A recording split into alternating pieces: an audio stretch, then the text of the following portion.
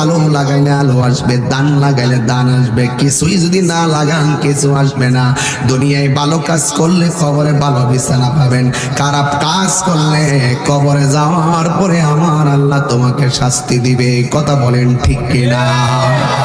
এই জন্য আমার এলাকাবাসীরা খবরদার, এই দুনিয়ায় থাইকাই তুমি আল্লাহর গোলামি করা লাগবে, এই দুনিয়ায় থাইকাই তুমি নবীর গান গুণগান গাওয়া লাগবে, এই দুনিয়া থাইকাই তুমি মা বাবার খেদমত করা লাগবে।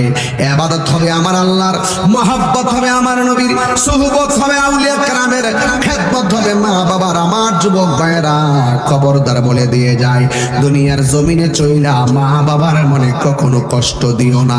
কেন জানোনি? মা বাবার মনে কষ্ট দিলে দুনিয়া তো আপনি আযাব পাইবেন, মরার পরেও আযাব আছে না নাই? আর বড় করে কন্যা আছে না নাই?